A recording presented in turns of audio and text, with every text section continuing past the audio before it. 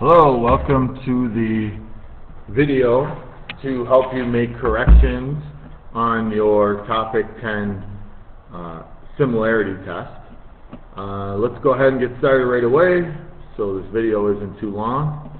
The first question, given triangle NOP is similar to triangle QRS, describe the rigid motion followed by a dilation with center 0, 0 that maps triangle NOP to triangle QRS.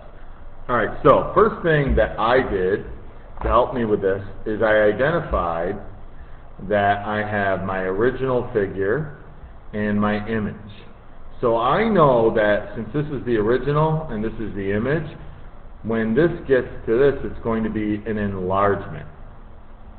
Since it's going to be an enlargement, I notice with some of the choices that there are possibilities that would be a reduction, like B and D. So I eliminate those right away. So basically, when I look at A and C, those have scale factors of 2 for the dilation part. And what that tells me is they are the enlargement. And so now I've got to decide, are we talking about a reflection over the y-axis, that's going up and down, or the x-axis? Now, if it reflected over the y-axis, it would be over here. So that doesn't work. So the only choice that's left is C. Now, if you were to actually go ahead and reflect it and then do a dilation of 2, you would see that this maps the original triangle right onto the image, so everything works. Question 2.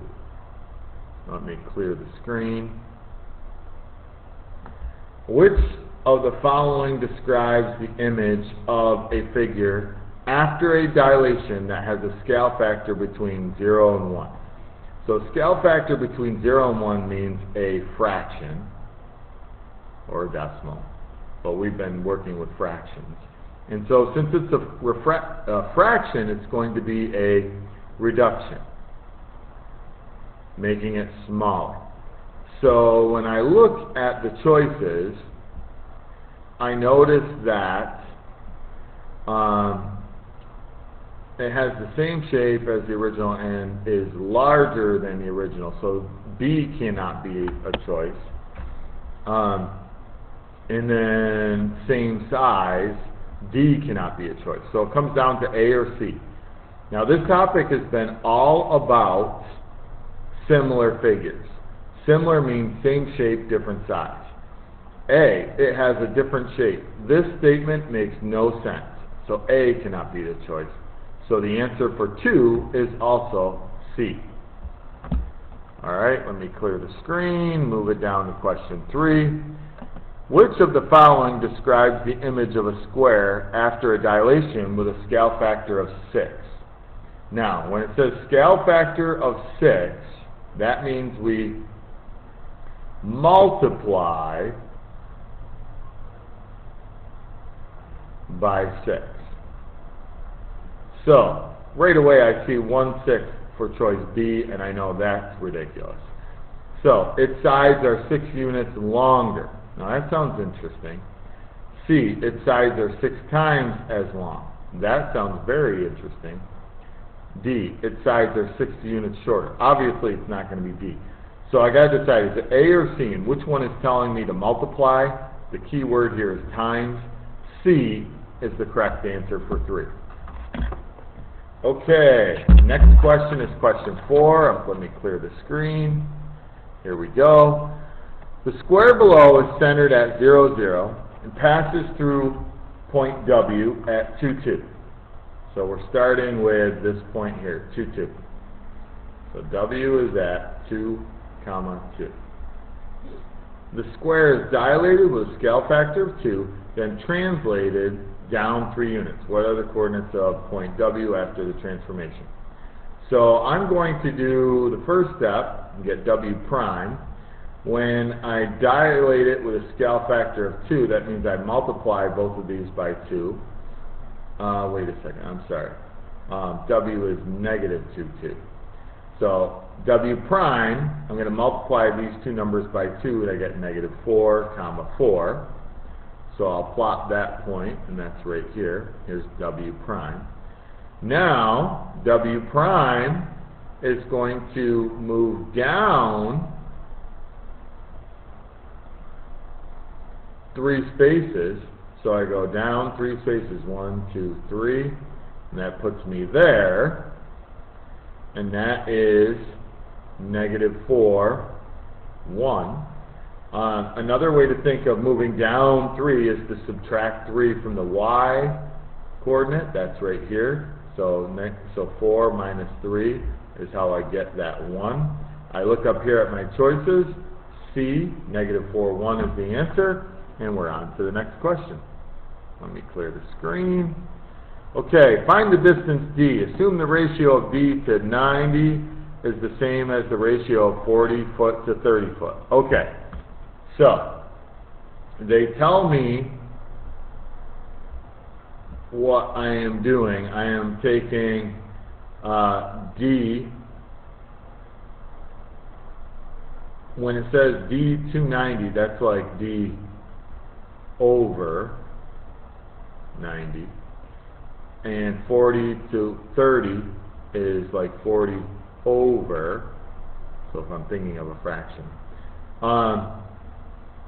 I also called this side and this side H, and so I've got H1 and H2. So this is B1 for like base, and this is B2. So my key is going to be H1 over H2 equals B1 over B2. You did not need to do a key for this one because they basically tell you how to set it up. So D over 90 equals 40 over 30. Some mistakes that I noticed and that I expect is to get the 40 and the 30 switched around. So I multiply. So one strategy is to say, okay, how do I get from 30 to 90 if I'm going this way? And that's to multiply by 3. So I'll do the same up here. 40 times 3 means D is equal to 120. This is a 3-point question. Showing your work is important, and you need to have a label. If you don't have 120 feet, you do not get full credit. All right, that's it for question 5. On to question 6. Let me clear the screen. You make a scale drawing of your yard. Your yard is 28 foot by 32 foot. So I am going to sketch a picture. So I have 28 feet for my width, 32 feet for my length. In the drawing, the 28-foot dimension is 7 inches, so the scale is 7 inches. What should be the length of the 32-foot dimension? So you can either put a question mark or X. So for my key, I did inches over feet. I saw some students do different strategies, that's fine. So 7 over 28 equals X over 32. I'm trying to find X. One strategy is you can do the cross multiply strategy. If you do, you get 28X equals 224. Divide both sides by 28. And you find X equals 8. Now, in order to get full credit, you need to have a label. So, some of you wrote a sentence.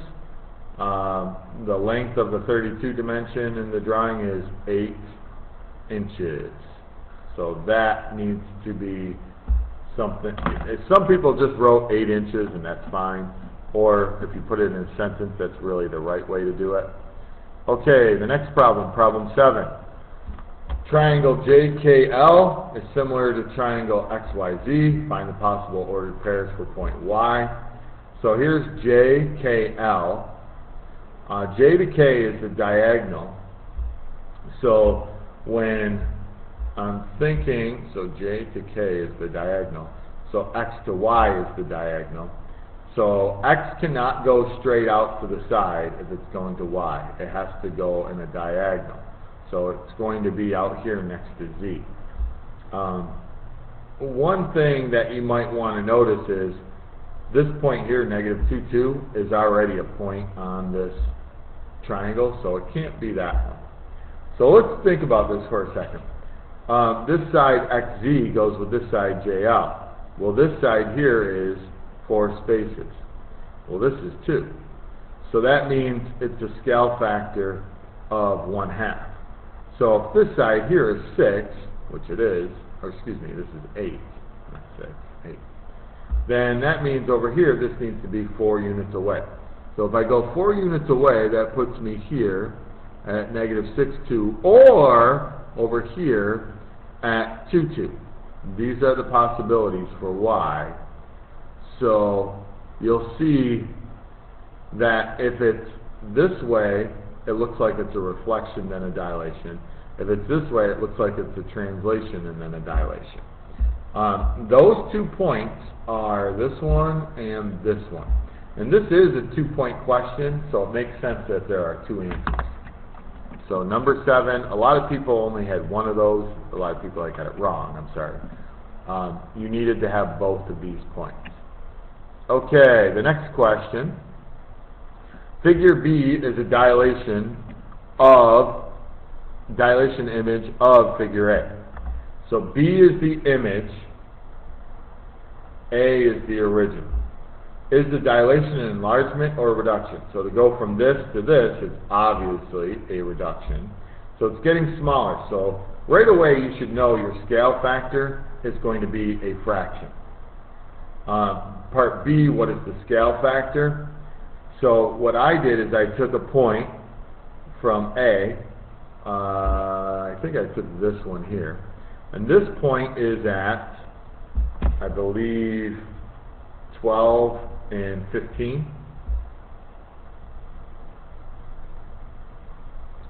And it's going to this point right here, which is at 4, 5. So what do I do to 12 to get 4? Well, some might say, I divide by 3, because that's the same thing I do to 15 to get 5. Dividing by 3 is the same as multiplying by, and we've done this a lot of times, so many of you knew this, 1/3. So there's the answer for 8. Okay, next question, question 9. Decide which of the following slope triangles you could use to find the slope of the line with the equation y equals 2/5 x plus 7. The slope in that equation is 2/5. So I'm looking for 2/5. When I look at this first one right here, to go from this point to this point, the change in, so remember we're finding change in y over change in x. So the y goes up 2 over 5, so 2 over 5. So this one works. If you want to circle it, that's fine. This one clearly is not just going up, it's not going to simplify to 2/5. So this one and this one I eliminated right away.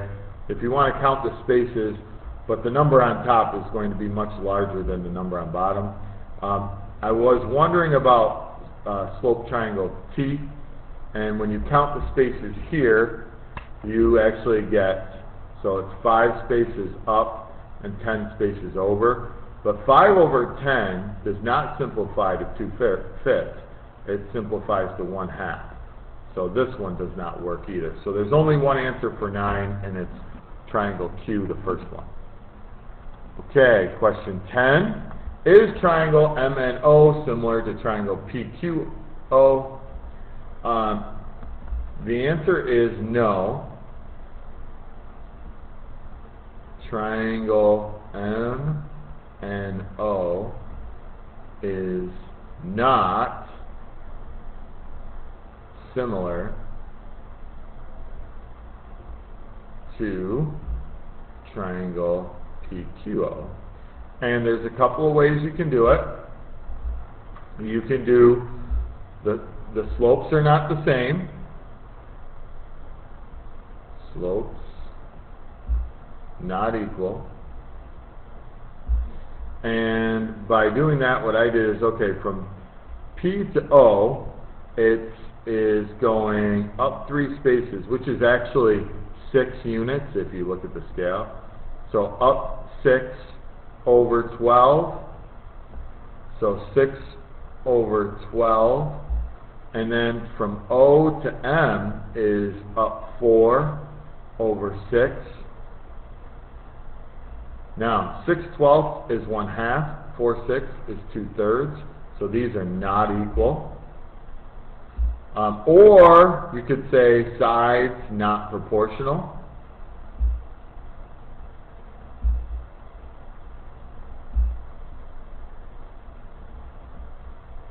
And if we're looking at that, the sides, so what I did is I said, okay, this side here, let me use a different color, OQ goes with this side, ON, so that's 6 over 4. This side here, PQ, goes with this side here, MN, so that's 12 over 6. 6 over 4 simplifies to 1.5. 12 over 6 simplifies to 2. These are not equal. They are not proportional. So there are a couple of reasons why these two triangles are not similar. Okay, question 11. Almost done. Draw and label the graph P of triangle P prime, Q prime, R prime after a dilation with center 0, 0, scale factor of 3. So the first thing I did is I took P, 0, 0. I took Q, which is -2, 0. And I took R, which is 0, 4. And I multiplied them all by 3. And when you do that, you get P prime, 0, 0 times 3 is 0, 0. Q, let's see, P prime, Q prime is, so -2 times 3 is -6. 0 times 3 is 0. And R prime, 0 times 3 is 0. 4 times 3 is 12. So I'll use red this time to plot those points. So P prime is still here at the origin. Q prime, excuse me, is -6, 0. So here's Q prime. R prime is up here at 12, 0, or 0, 12, I'm sorry. Connect this line. A couple people messed that up, and you're done. That was a pretty easy one. Question 12. Graph triangle RST 0, 0, 6, 3, and 3, -3. So I'll start with that. So 0, 0 is R, 6, 3 is S, and then T is 3, -3. So I should see this on your graph. So that's 1 point right there. Oops. Last two didn't connect very well. There we go. Now, graph R prime, S prime, T prime, the image after a dilation with center 0, 0 and a scale factor of 2/3. So, I write down my points. R is 0, 0. Is going to R prime. Now, multiplying 0, 0 times 2/3 is still 0, 0. S is 6, 3. Multiplying S by 2/3 gives you s prime, which is 4, 2. And then t is the point 3, negative 3. Multiply that by 2/3 to get t prime, and you get 2, negative 2. Plot those points. So we still have 0, 0 for r prime. Then we have 4, 2 for s prime. And then we have 2, negative 2 for t prime. Connect them so it's easy to see. A lot of you did a nice job making sure I could see that in there.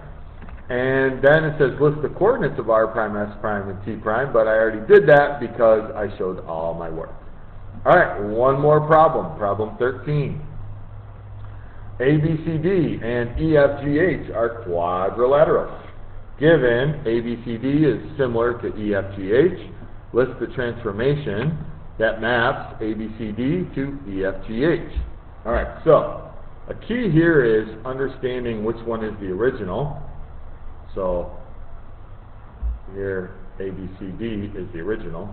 That means EFGH is the image.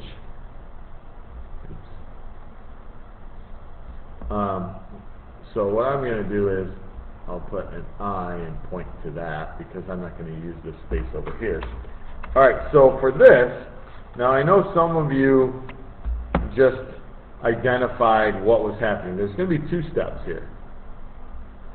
Now, right away I recognize ABCD has an orientation of clockwise, and EFGH has an orientation of counterclockwise.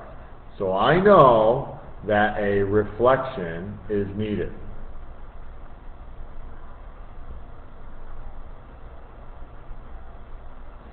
So, what reflection? Obviously we're not going to reflect over the y-axis, so it has to reflect over the x-axis.